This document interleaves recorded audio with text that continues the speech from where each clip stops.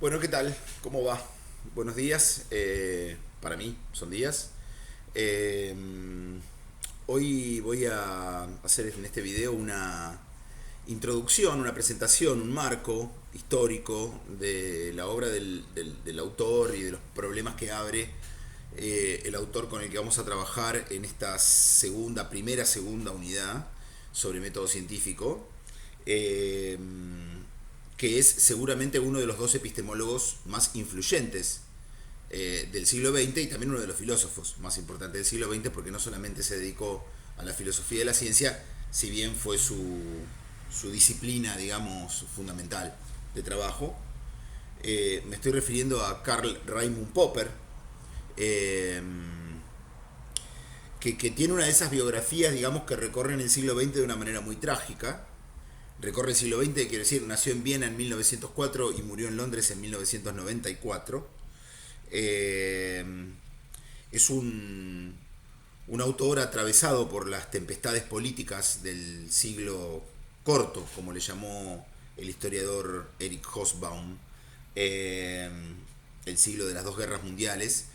Eh, Popper nació en una familia judía vienesa y se dedicó a la filosofía en un contexto muy particular y muy influyente, muy revolucionario, en un sentido filosófico y político también, con alcances políticos, eh, que fue el que se dio en Viena, en la ciudad de Viena, en la década del 20 del siglo pasado, donde se nuclearon un grupo de físicos, matemáticos, filósofos, filósofos de la lógica, que desarrollaron una idea, que expandieron una idea que venía del siglo XIX, que era la idea positivista, de una manera muy influyente para la filosofía de la ciencia.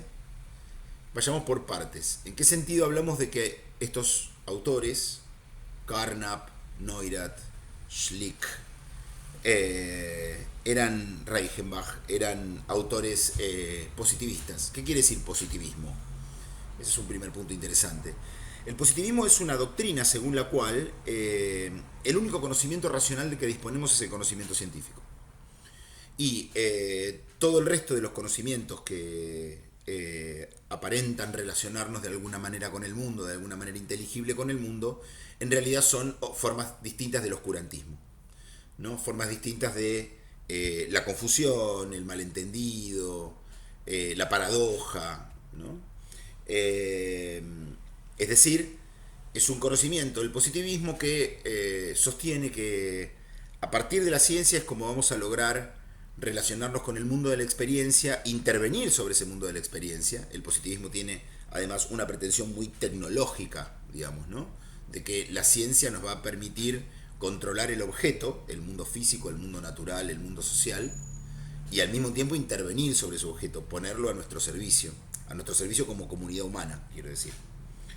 Eh, es esa fe en el conocimiento racional, técnico, lo que define al positivismo, eh, que en el siglo XIX llegó a tener la dimensión casi de una religión positivista, como terminó afirmando su fundador Augusto Comte. Eh, pero que en el siglo XX adquiere, en este contexto que les decía, en el contexto vienés, una dimensión que es el adjetivo que caracteriza a este tipo de positivismo, que es el de positivismo lógico.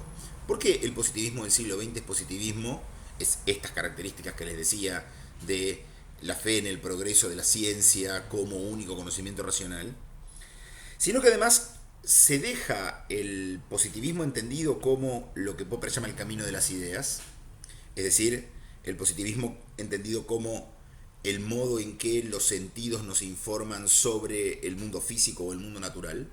Todavía las ciencias sociales en este contexto y en esta discusión no habían aparecido, o habían aparecido muy marginalmente.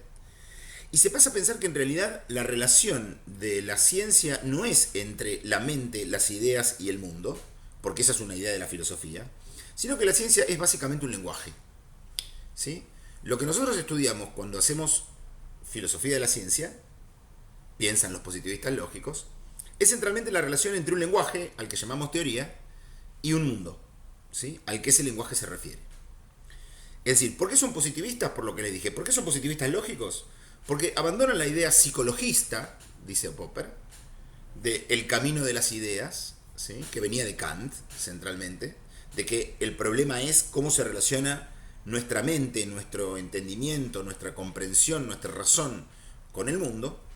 Y lo que pasa a ser importante es la relación entre el lenguaje de la ciencia y el mundo de la experiencia. Donde lo único que interviene, digamos así, de del aspecto subjetivo, ¿sí? E interviene de una manera muy controlada, es la observación sensorial. Este planteo es un planteo muy fuerte y muy revolucionario porque es un planteo que termina en la idea de que toda la filosofía occidental tiene que ser desechada si se quiere avanzar en el conocimiento de el mundo o de los mundos y de las relaciones entre nosotros como comunidad humana y esos mundos físicos, naturales, etcétera. Eh, Popper se forma en este medio, en este contexto. De hecho, en 1928 ya presenta su tesis de doctorado sobre física y matemáticas, sobre física, lógica y matemáticas. Y de ahí en adelante inicia todo un trabajo que va a ser de revisión de muchos de los conceptos del empirismo lógico y de crítica de muchos de los conceptos del empirismo lógico, es decir, de sus propios maestros, ¿no? Popper es el discípulo que pone en cuestión muchas de las presupuestos de estos autores. En 1934 publica uno de los libros, uno de los dos libros seguramente más influyentes en la epistemología del siglo XX, que se llama La lógica de la investigación científica, junto con otro libro del que hablaremos también en este curso un poco más adelante, cuando tratemos la cuestión del posempirismo, que se publicó en 1962, que se llama La estructura de las revoluciones científicas, cuyo autor es Thomas Kuhn. Popper, en la lógica de la investigación científica, que es lo que ustedes tienen para leer, es importante decir lo siguiente: lo que ustedes tienen para leer es la edición inglesa de 1958, es decir, la traducción de la edición inglesa de 1958.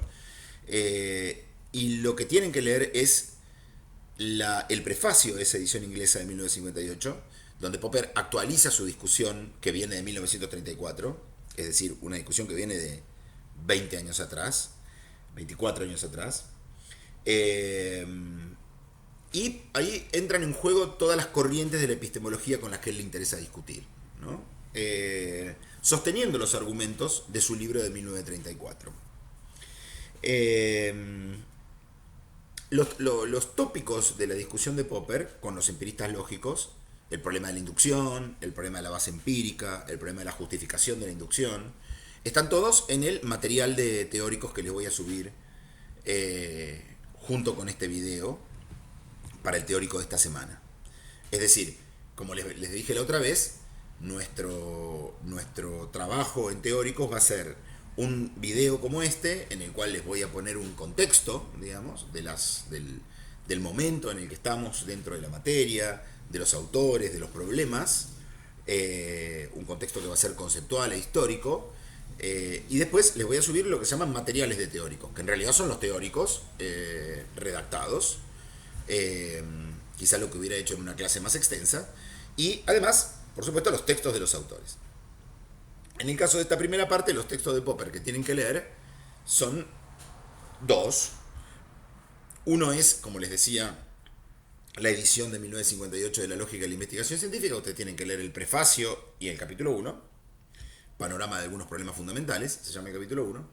Y además vamos a leer el capítulo 4 de un libro muy importante de Popper, de 1958, que se llama La miseria del historicismo, en el cual Popper se ocupa específicamente de las ciencias sociales. O sea, en el libro de La lógica de la investigación científica, el problema es discutir el método de la ciencia en general, de las ciencias empíricas en general, más que nada haciendo referencia a lo que él en ese momento era su especialidad, que era la física. Pero es una discusión importante, porque es una discusión acerca de las ciencias empíricas, y como les dije en la clase anterior, estamos en plena vigencia del paradigma naturalista de la ciencia, es decir, de la idea de que hay un solo método para todas las ciencias empíricas y de que las ciencias sociales tienen que adecuarse al desarrollo del método, adaptarse al desarrollo del método de sus hermanas mayores, la física aplicada, la química, la biología. Les decía que en el... Otra cosita que les voy a subir en esta oportunidad, acá lo estoy viendo, me había olvidado de decirles, es un homenaje que en un programa de televisión que encontré en YouTube, la verdad, en esa Babilón contemporánea, posmoderna que es YouTube, buscando, ya que tengo que ingeniármelas para vincularme con ustedes a través de estos recursos, encontré un homenaje que hacen dos filósofos, uno un gran difusor, un gran discípulo, quizá el más importante en la Argentina, de Popper, que se llama Gregorio Klimovsky, y otro más crítico, Juan José Sebrelli, más crítico en relación con su posición, que en ese momento, la posición de Sebrelli, lo habrán visto quizá dando vuelta ahora en actitudes anti-infectadura, bueno, una persona que ya tiene unos 90 años, pero que tiene un largo recorrido con variadas posiciones ideológicas. En el momento en que Popper muere, en 1994, les hacen una entrevista a Klimovsky como popperiano y a Sebrelli como antipoperiano en un programa que se llama Academia del Sur, que no sé muy bien qué es, pero que lo encontré en YouTube, y se los voy a dejar porque son entrevistas cortas y muy interesantes que muestran un poco cuál es la disputa acerca de la herencia filosófica de Popper, y no solo la herencia de filosofía de la ciencia de Popper. Pero quisiera cerrar planteando las posiciones que aparecen en el prefacio de 1958, donde Popper vuelve a armar un poco la cancha de su discusión. Popper dice, bueno, ¿por qué hago epistemología? Hago epistemología o filosofía de la ciencia porque me parece que es la forma más cercana a una pregunta que viene de la historia de la filosofía, que es fundante en la filosofía, que es la pregunta por la cosmología. Es decir, entender el mundo y nuestra posición en el mundo, nuestra posición como humanos en el mundo. Ese es un problema que no es solamente de la ciencia, es un problema de la filosofía. El método científico es una alternativa para responder a este problema.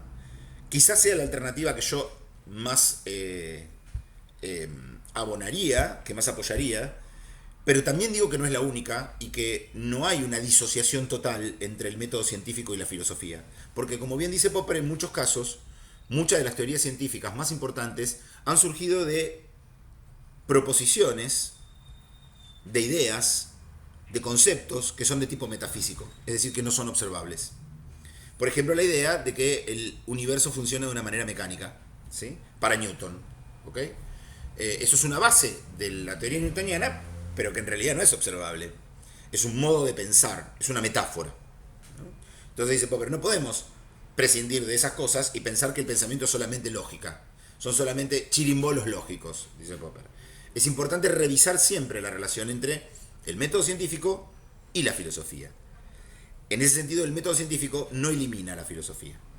Eso es muy importante de resaltar. Y en todo caso, dice Popper, el método científico no es otra cosa que un refinamiento de lo que él llama el método racional, o el método de la discusión racional, ¿no? No es un método específico, no tiene una lógica específica, sino que es simplemente una reelaboración, un perfeccionamiento de un método que viene de la filosofía también, que es clásico de la filosofía, que es el de la discusión racional, que es plantear un problema de manera seria y proponer soluciones y criticar las soluciones propuestas. Es decir, proponer un problema de manera seria y clara y proponer soluciones a ese problema de manera reflexiva y autocrítica. Ese es el modelo de la discusión racional. Eso es lo que queremos del método científico. Finalmente hay una corriente que Popper comenta, con la que tiene en ese momento una relación que se nota que es compleja, que es la que sostiene que en realidad no podemos conocer mucho más de lo que nos permite conocer nuestro sentido común. Es decir, nuestro lenguaje en el uso ordinario del lenguaje, en el uso natural, en el uso cotidiano. Popper dice, estoy de acuerdo con eso. Es verdad que la ciencia es una elaboración del conocimiento de sentido común. Porque en realidad el conocimiento de sentido común es un conocimiento muy complejo y es el modo en que los hombres y las mujeres pensamos acerca del mundo de la experiencia. Ahora bien, lo que quiero decir es que desde mi punto de vista, dirá Popper, el conocimiento científico parte del sentido común, pero no reproduce el sentido común. Porque la función central de la epistemología es pensar cómo hacemos para aumentar nuestro conocimiento y por lo tanto nuestra capacidad de intervenir sobre el mundo. Quiero decir con esto, Popper cuestiona, está siempre en un juego de cuestionamiento respecto del empirismo lógico y de sus maestros vieneses con los que se educa en la década del 20, pero también en una posición también de compartir muchos de los objetivos del positivismo, como la idea de que la ciencia es el método que nos va a permitir aumentar nuestro conocimiento sobre el mundo y reflexionar de una manera más acabada, más precisa, acerca de nuestra posición dentro de ese mundo. Sea ese mundo el mundo natural, el mundo social, el mundo físico. Muy bien, dicho esto, este es un poco el contexto. La semana que viene voy a volver a aparecer en uno de estos videos hablándoles de Popper y las ciencias sociales. Muy bien, los saludo, la saludo, nos vemos.